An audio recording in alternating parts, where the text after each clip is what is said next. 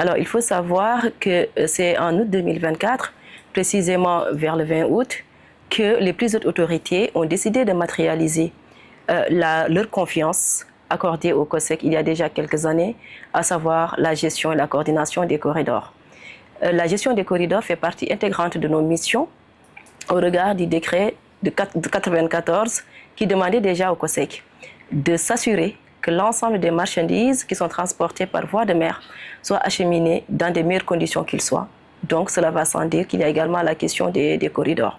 Alors depuis août 2024, nous n'avons cessé effectivement de voir en bandoulière la compétitivité de nos corridors, particulièrement celui de Dakar-Bamako.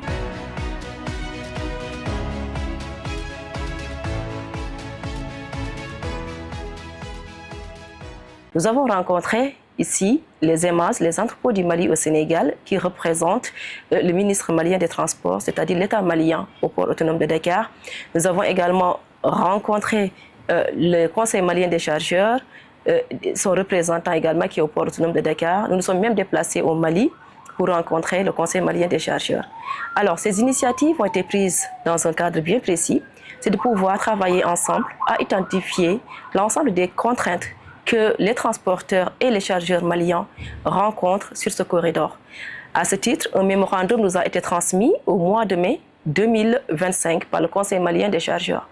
Et à réception de ce mémorandum qui identifie justement ces corridors, nous avons ensuite été au Mali, où nous avons rencontré beaucoup d'acteurs maliens qui interviennent dans le transport, que ce soit la douane malienne, les chargeurs maliens, les transitaires, les transporteurs. Donc il y a eu un séminaire qui a eu lieu sur ce thème et sur l'ensemble des tracasseries portuaires et douanières rencontrées par les Maliens. À l'issue de ces travaux, il a été dressé un document complet et des actions ont été prises en ce sens en collaboration avec la douane sénégalaise et également avec le port autonome de Dakar.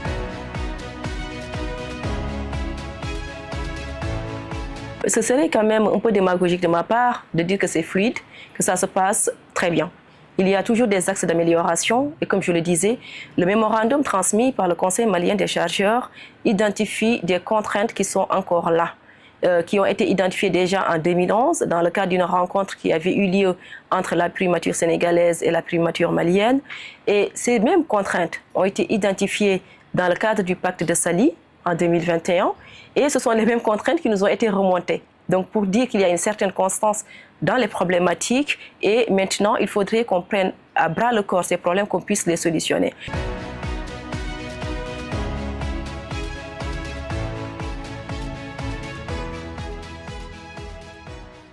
Il y a la tracasserie douanière, parce que souvent, effectivement, les Maliens réclament un certain nombre de fluidité ou en tout cas de souplesse dans les taxations. Il y a également les sur-extaries et autres tarifs portières qui sont appliqués non pas seulement par le port, mais également par les gestionnaires des terminaux. Nous avons également d'autres problématiques, c'est lors des contrôles routiers. Par exemple, une marchandise qui quitte Dakar pour arriver au Mali peut être soumise à plusieurs contrôles et ça ralentit effectivement les transporteurs et les chargeurs puisqu'on est plus compétitif si on se base sur les aspects de délai et de coût, mais également les autres barrières identifiées, ce sont également les frais qui sont hors normes, pour parler ainsi, qui sont demandés aux chargeurs et aux transporteurs. Donc tout ça, ça a été identifié et au regard de ces problèmes, on ne peut pas dire que ça se passe bien, mais il y a des axes d'amélioration et des initiatives qui ont commencé à être prises avec le port autonome de Dakar, le COSEC, et nous sommes en train de travailler là-dessus.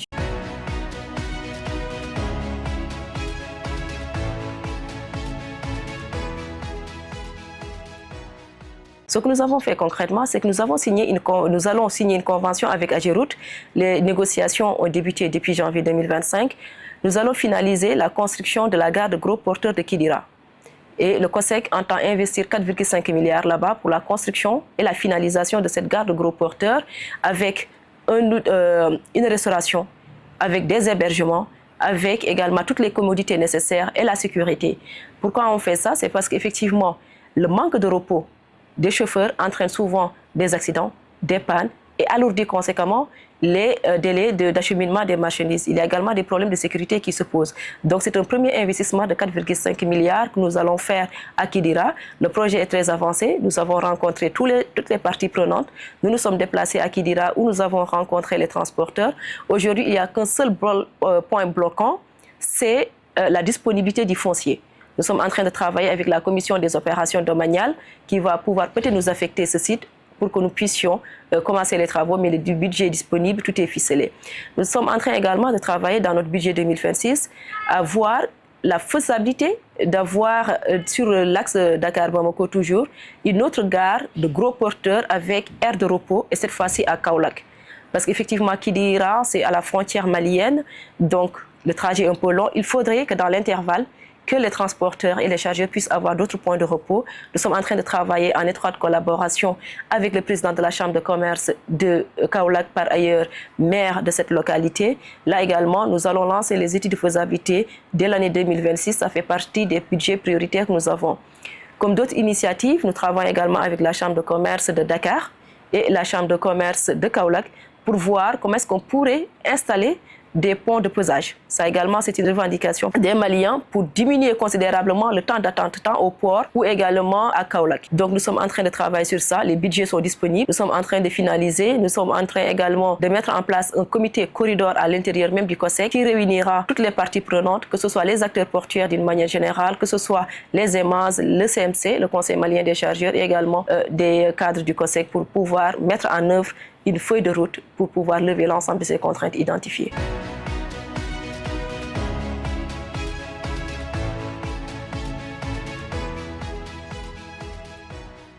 Nous avons un très bon lien fraternel avant tout parce que le Mali est un pays frère, donc ce sont des relations qui sont très fluides. J'ai eu également l'opportunité et le privilège d'assurer la présidence de l'Union des conseils des chargeurs africains et le Mali fait partie intégrante de cette union. Donc, dans le cadre des activités de l'UCCA, nous avons eu à beaucoup travailler ensemble en parfaite collaboration. Nous les avons invités ici au mois d'avril. Nous avons fortement contribué financièrement et matériellement à l'organisation de leur séminaire justement pour identifier l'ensemble des contraintes qu'ils rencontrent eux-mêmes sur le corridor.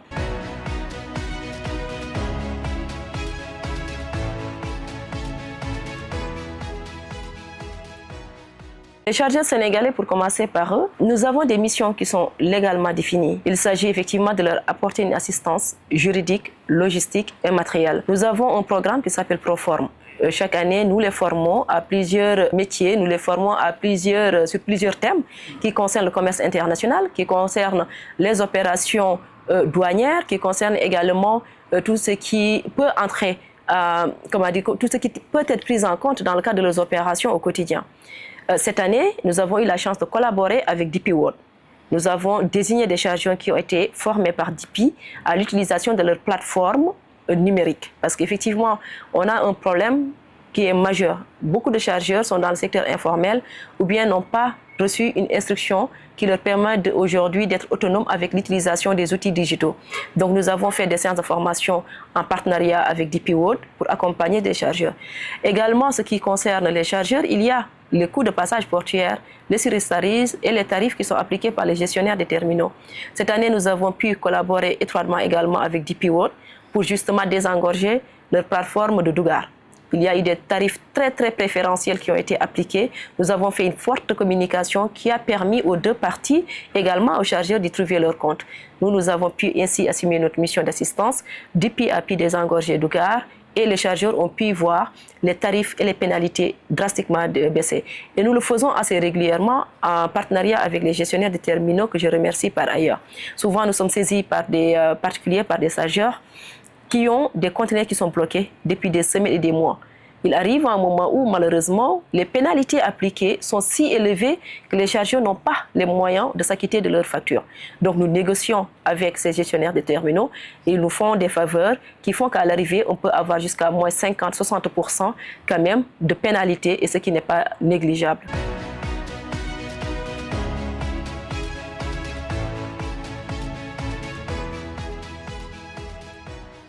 On est en train de travailler également sur un projet qui est très important. C'est un travail qui a débuté il y a quelques années. C'est la mise en place de la bourse de fret. En fait, c'est un outil qui est très important sur la répartition du trafic, sur la répartition des marchandises, la sécurisation des marchandises. Et ça, effectivement, c'est quelque chose qui pourrait beaucoup soulager les transporteurs et les chargeurs sénégalais et maliens, qui pourrait rendre notre corridor beaucoup plus compétitif. Et pour ce faire, nous travaillons en étroite collaboration avec les structures du ministère des Infrastructures des Transports terrestres et aériens pour l'opérationnalisation de cette bourse de fret. Aujourd'hui, le COSEC a fait toutes les diligences nécessaires à développer l'application. Il reste juste la mise en œuvre. Il faut qu'un décret soit pris en ce sens et nous travaillons avec les structures du MITA sur ce point précis.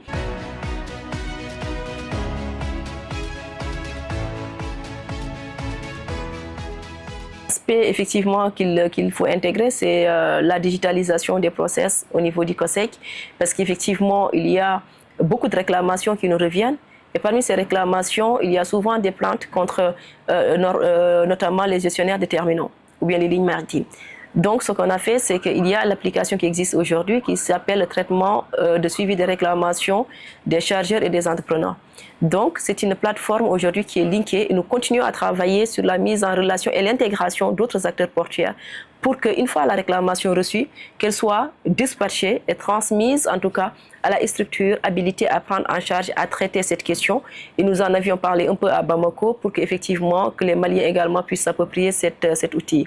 Toujours dans le cadre de la digitalisation, nous avons mis en place pour faciliter les opérations de chargement et de déchargement et de suivi des conteneurs, une application de suivi des conteneurs. Et cette année, le COSAMA a commencé à essayer de tester un peu parce que nous sommes en phase de pilotage et c'est un outil qui est très important. Et enfin, nous avons également, pour faciliter la prise en charge des demandes et des réclamations des chargeurs, mis en place cette année un numéro vert. C'est-à-dire que les chargeurs pourront nous contacter gratuitement et les préoccupations et leurs demandes et réclamations seront prises en charge dans les meilleurs délais qu'ils soient.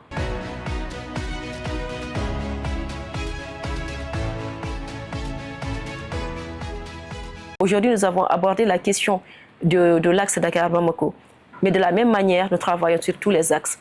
Dakar-Conakry, Dakar-Bissau, nous travaillons également sur Dakar-Praia. J'ai parlé tout à l'heure de notre mission prévue pour Praia avec le COSAMA, parce que également l'idée c'est que notre armement national puisse, en relation avec les chargeurs et les autorités capverdiennes, acheminer ces marchandises-là depuis Dakar. Il y a également le transport, le corridor nord avec la Mauritanie, avec le pont de Rosso qui va être finalisé très bientôt. Et nous avons également aujourd'hui été conviés par le MITA pour intégrer le comité technique et nous allons pouvoir faire des investissements tout au long du territoire et tout au long des corridors pour que le Sénégal soit très compétitif.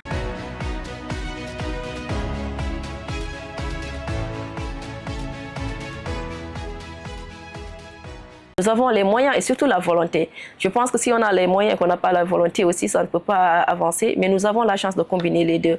Aujourd'hui, les plus hautes autorités, je pense, ont très bien compris le fait que les corridors constituent un enjeu majeur dans notre économie.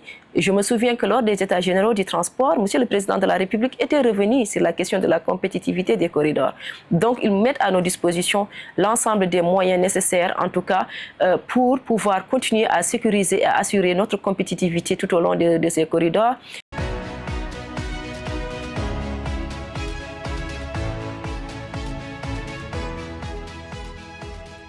Je ne peux que vous adresser des mots de félicitations et d'encouragement parce que justement, on a besoin d'un magazine très spécialisé qui s'intéresse à cette question très importante qui est la logistique, mais également tout ce qui concerne le maritime.